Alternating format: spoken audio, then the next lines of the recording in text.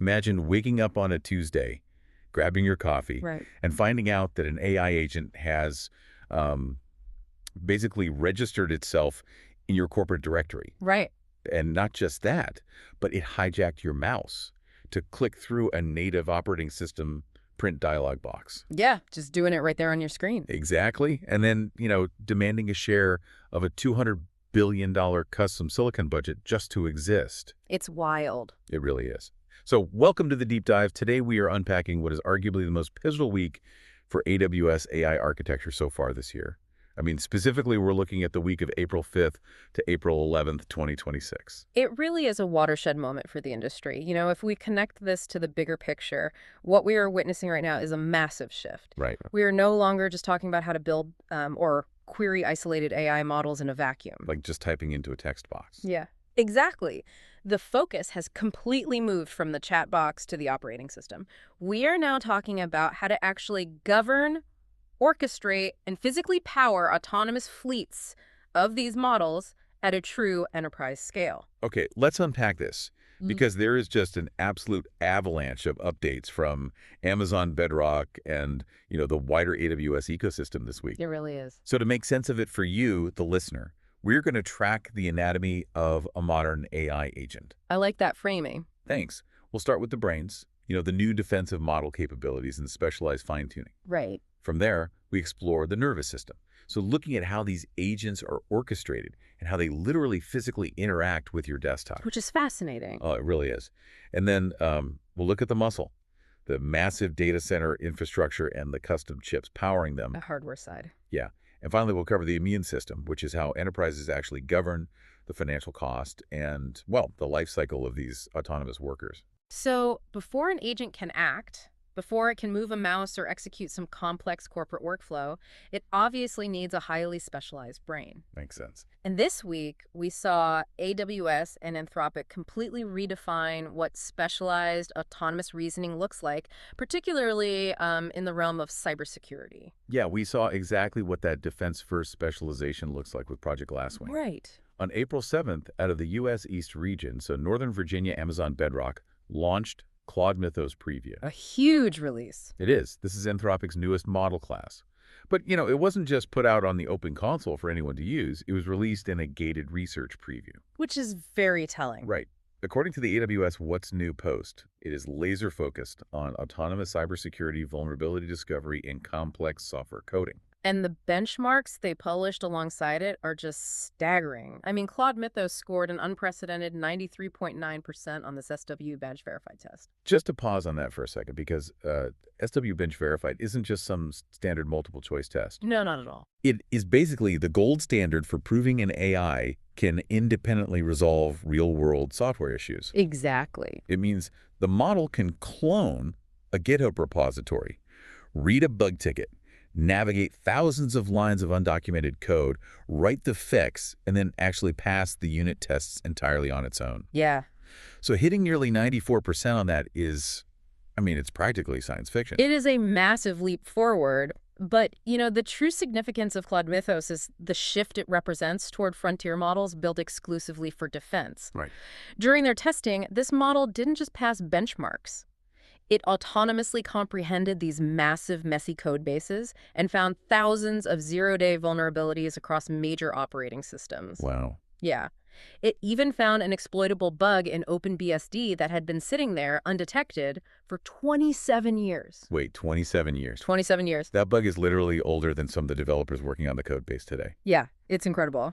But I have to push back a little on this release strategy. Okay, go ahead. They built a model so incredibly good at finding vulnerabilities that they have to hide it behind a gated research preview. Yes. That sounds like keeping a superhero locked in a lead vault. Are we fundamentally moving away from OpenAI access here? Well, what's fascinating here is the sheer asymmetry of cyber warfare. What do you mean? When a model possesses the autonomous capability to exploit a decades-old vulnerability in internet-critical infrastructure, the traditional open release paradigm just becomes an unacceptable liability. I see. You simply cannot hand that level of power to the general public. Because bad actors, they'll automate the exploitation way faster than defenders can patch it. That makes a lot of sense. So you have to pivot to a coalition model. And that is exactly what Project Glasswing is designed to be. So by restricting initial access to a carefully vetted list of internet-critical infrastructure operators and open-source maintainers, they're essentially giving the digital immune system a massive head start. Precisely. They get the weapons first. Right, they patch the walls before the siege engines are sold to the public. Exactly. It's a necessary evolution in how we deploy frontier models. But of course, not every enterprise is an internet-critical security firm. True. Most developers just need an incredibly accurate, specialized model for their own specific complex domain. Like why? Like proprietary legal reasoning or complex financial modeling or even just specialized internal coding languages. But having a brilliant specialized model is really only half the battle, right? Yeah. Especially when you consider the traditional cost of building one. Oh, absolutely. Historically, supervised fine-tuning meant hiring an army of subject matter experts. You'd have them manually write thousands of perfectly labeled examples. Which is wildly expensive. Wildly expensive and incredibly slow. But on April 8th, the AWS machine learning blog published definitive best practices for something called reinforcement fine-tuning, or RFT. Yes, for the Amazon Nova model family on Bedrock. Right, and this seems huge. It is. Reinforcement fine-tuning completely bypasses that massive data labeling bottleneck. Oh, wow. Yeah. RFT allows developers to dramatically improve a model's accuracy on domain-specific reasoning tasks using just a fraction of the data.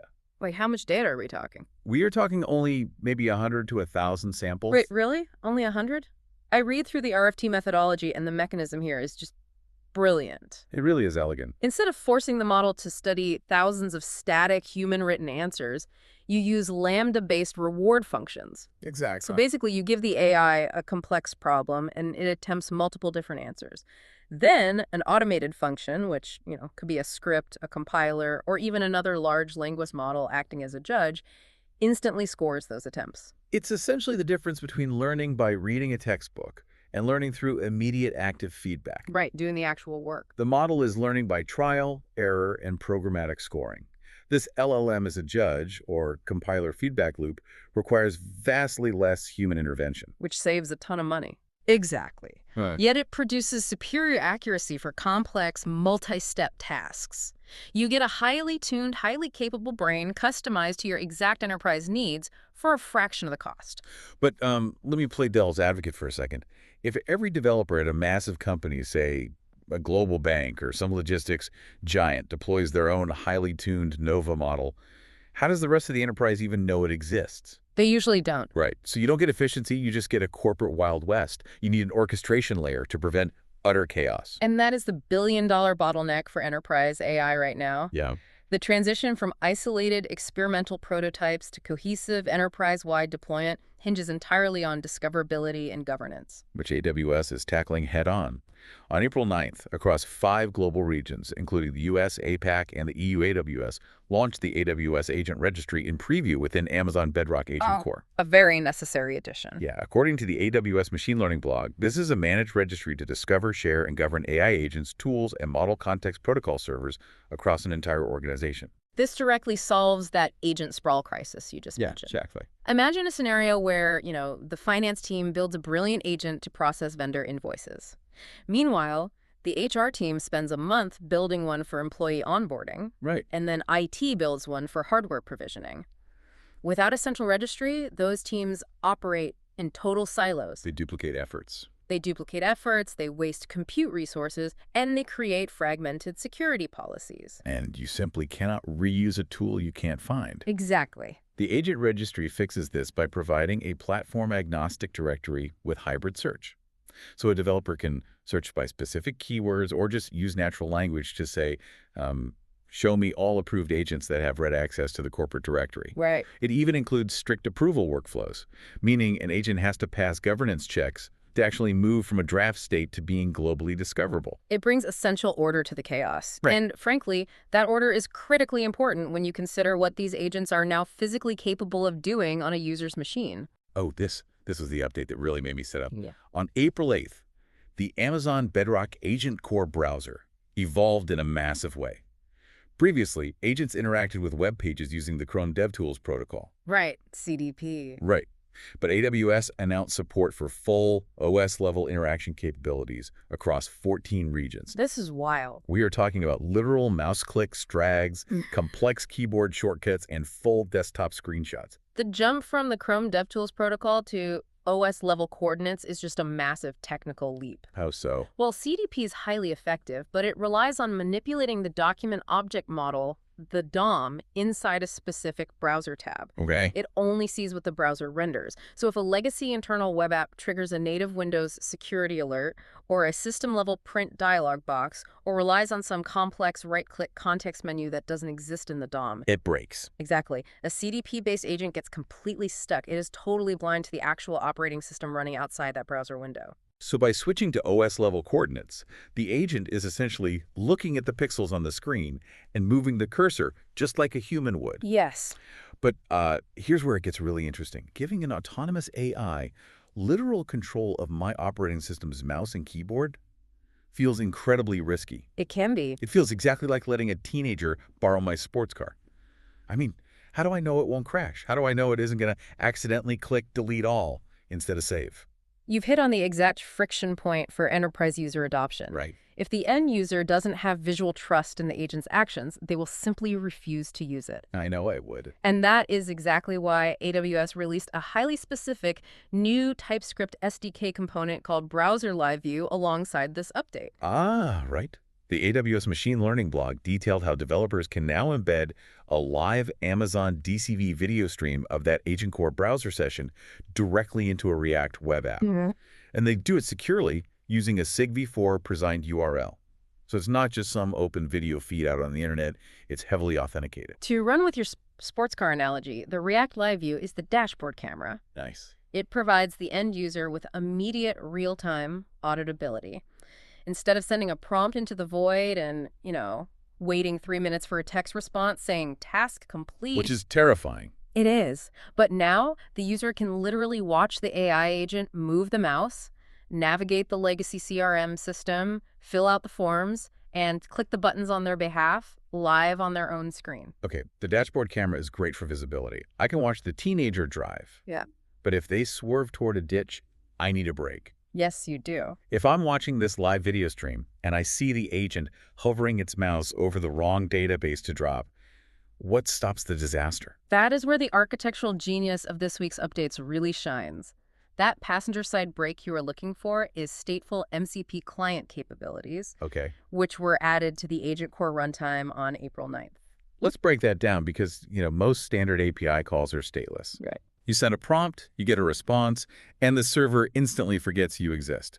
The transaction is completely isolated. Exactly. But if we are talking about an agent running a complex 10-step desktop workflow, it cannot afford to have amnesia. It needs to remember exactly what it did in step 3 when it finally arrives at step 8. Precisely. In a purely stateless system, if an agent encounters ambiguity halfway through a task, it either guesses, which is incredibly dangerous, or it fails entirely and forces the human to start from scratch. Both bad options. Very bad. So stateful MCP graduates these agents from simple chatbots into truly interactive, context-aware assistants. And the most vital capability it introduces is elicitation.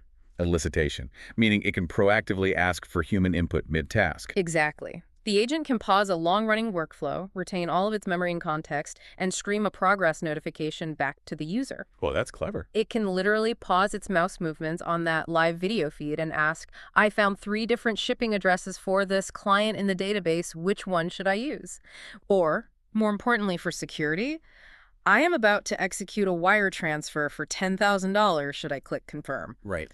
The human provides the answer, and the agent resumes the workflow exactly where it left off. It's the ultimate human-in-the-loop safety net. So let's zoom out for a second. We are asking these digital agents to process visual desktop screens, pause for stateful human input, maintain complex memory, and execute advanced coding logic. It's a lot. Doing this for millions of users simultaneously requires an incomprehensible amount of compute power. Which brings us to the muscle. The silicon. Yeah. This week, we found out exactly how much that muscle costs to build. The financial figures released this week are staggering, even by the standards of hyperscale cloud providers. Totally. On April 9th, Amazon CEO Andy Jassy released his 2025 shareholder letter, and the headline number that made everyone drop their coffee was his reveal of plans for $200 billion in 2026 capital expenditures. It's almost hard to say out loud. $200 billion? Good for you. With a B, in a single year. Yeah. He also noted that AWS's in-house custom chip business has hit a $20 billion annual run rate, and that their new Trainium 3 silicon is actively shipping to data centers. To properly contextualize that capital expenditure, $200 billion is larger than the gross domestic product of many sovereign nations. That is just insane. It really is. And the vast majority of that capital is being deployed specifically to build new data centers and fabricate custom silicon. It is genuinely hard to wrap your head around. $200 billion just for concrete cooling systems and chips? I mean, are they trying to build a Dyson sphere to capture the energy of the sun for AI training? It certainly feels like it, but, this raises an important question about hardware sovereignty. How so? You have to look at the demand signals Jassy highlighted in that same letter.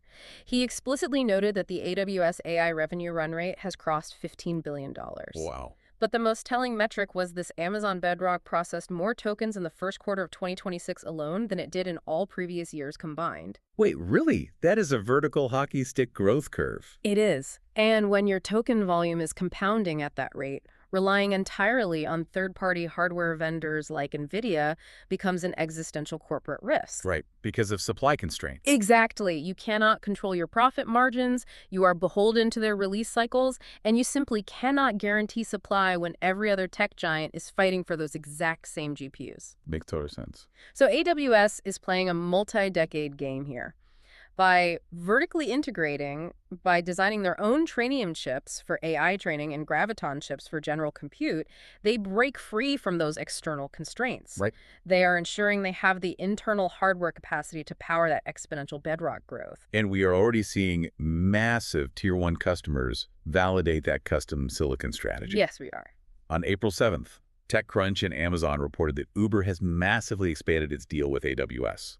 Uber is actively piloting these new Trainium 3 chips for training their complex AI models. Yeah. And they are deploying Graviton 4 instances to run their real-time trip serving zones. That is a phenomenal architectural endorsement. I mean, Uber is processing over 40 million individual trips every single day. Right. And a trip serving zone isn't just a simple map drawing. Oh, it's highly complex. It is an incredibly complex geospatial mesh. It has to calculate exactly where a driver is relative to a rider, factor in real-time traffic conditions, heading, localized demand pricing, and it has to compute all of that in under 50 milliseconds. Which is mind-blowing. It is literally one of the most demanding, latency-sensitive enterprise workloads on the planet. Which is exactly why their adoption is the ultimate market validation. Right. It proves that AWS's custom silicon combination, so using Trainium for the heady AI matrix multiplication and Graviton for the high-speed general compute orchestration, it can compete head-to-head with traditional GPU architectures for the absolute top tier of enterprise workloads. Okay, so we have covered the specialized defensive brains, the stateful OS-level nervous system, and the $200 billion custom silicon muscle. Yeah. But, in the reality of the enterprise world, hardware and features are absolutely useless if a company is too terrified of risk to actually deploy them. Very true. You can't roll out a fleet of autonomous agents without rigid governance. You need to know exactly what happens when the underlying AI model is retired, and you need to know exactly which department is paying for the compute. Welcome to the immune system. Right. Governance, lifecycle management, and financial operations. It is never as flashy as watching an AI control a mouse cursor, but it is the absolute foundation of enterprise IT strategy. Without it, adoption just stalls. Absolutely. So on April 9th, the AWS Machine Learning blog formalized a strict 3-state model lifecycle policy for Amazon Bedrock. The states are active, legacy, and end of life. Okay. But crucially, they introduced a new public extended access period that guarantees a minimum of 3 additional months of access after a model enters its legacy phase. This directly targets a massive source of developer anxiety. I can imagine. If a team spends 6 months building a complex, stateful enterprise application that is tightly prompted and tuned for a specific foundation model, the prospect of the model provider suddenly deprecating that brain is terrifying. Because it breaks the entire application. Exactly. It breaks everything. So what does this all mean for the developer on the ground? Let's say I build an agent, using today's version of Claude or Nova. And the provider decides they want everyone to move to the newer, shinier version. Does my agent just die overnight and start throwing API errors? Not under this formalized life cycle. Okay. By implementing these strict states, AWS is fundamentally de-risking enterprise AI adoption. They are guaranteeing that models will remain fully supported for at least 12 months post-launch. That's a good window. Yeah. And when a model finally does transition to the legacy state, developers receive a 6-month advance notice. Nice. And with the new public extended access period, you are given a highly predictable buffer. You have guaranteed time to evaluate the newer model, run shadow tests against your live data, adjust your specific prompts, and migrate your application without experiencing a single second of service disruption. That predictable off-ramp is exactly the kind of stability massive corporations demand. It really is. And speaking of things that the enterprise demands be predictable, the cloud bill. Ah, yes, the bill. Also on April 9th, AWS launched a critical update allowing organizations to attribute Bedrock inference costs directly to IAM principals, meaning specific identity and access management users and roles. This is huge. They also rolled out Amazon Bedrock projects, which are logical containers for grouping these AI resources. From an operational standpoint, this might actually be the most impactful update of the entire week. You really think so? I do. Because a fundamental rule of enterprise IT is that you simply cannot scale what you cannot measure. It's the ultimate FinOps headache. For the past year, tracking generative AI costs has been incredibly murky. Oh, it's been a nightmare. Right. An organization would get a massive consolidated bill for Bedrock token usage at the end of the month. But they couldn't easily see who was actually spending it. Yeah. Was it the data science team experimenting with a new model? Was it a production customer service app that went viral? Or was it just a single developer's rogue script caught in an infinite loop? Exactly. Companies were trying to build these clunky proxy servers just to track their own internal usage. So tying the AI token spend directly to the IAM layer solves that problem natively and elegantly. It does. By tagging the inference calls at the identity level, AWS is basically attaching an itemized receipt to every single token generated. So an organization can just open AWS Cost Explorer and track exactly which team, which specific Bedrock project, or even which individual developer role is driving the generative AI bill. Exactly. It allows for perfectly accurate internal chargebacks. The marketing department pays for the marketing agents, and IT pays for the IT agents. That's brilliant. And perhaps most importantly, it means the chief financial officer finally stops hyperventilating about unpredictable runaway cloud bills. Which we love. Yeah. When the CFO is comfortable with the financial visibility, it clears the roadblock for much broader organizational adoption. Okay, as we wrap up this deep dive, let's look at the ultimate through line for you, the listener. Yeah, let's sum it up. This week, from April 5th to April 11th, 2026, proved that AWS Bedrock has crossed a major threshold. It is no longer just a passive hosting service where you ping an API and wait for a text response. Not at all. With the central agent registry, the ability to take OS-level control of a browser, the massive $200 billion custom silicon investment, and the enterprise-grade financial and lifecycle governance. Well, Bedrock has matured into a full-fledged operating system for autonomous agents. We have fundamentally moved past the experimental, look what this model can say, phase of generative AI. Right. We are now formally planted in the industrial, look what these agents can do securely, autonomously, and efficiently phase. Which brings me to a final thought I want to leave you with today. Okay. If a highly specialized AI agent running on custom Trainium3 chips in an AWS data center hundreds of miles away can take OS-level coordinate control of a browser, stream the live video of its actions directly to your web app, and use stateful MCP to pause and ask you a question when it needs permission to execute a task. Right. At what point does your physical, expensive laptop stop being a computer and just become a glorified, dumb terminal for your cloud-based agent? Wow. It is a fascinating paradigm shift to consider. Right. The heavy cognitive reasoning and the physical compute are moving entirely to the cloud, and your local device is increasingly just a steering wheel and a monitor for an autonomous system. It really makes you rethink the hardware you buy. Well, thank you so much for taking this deep dive with us today. We highly encourage you to log into your console, review your own AWS cost allocation tags to see where your token spend is going, and definitely check out the Agent Registry Preview to see how your organization can govern this new frontier. Until next time, keep exploring.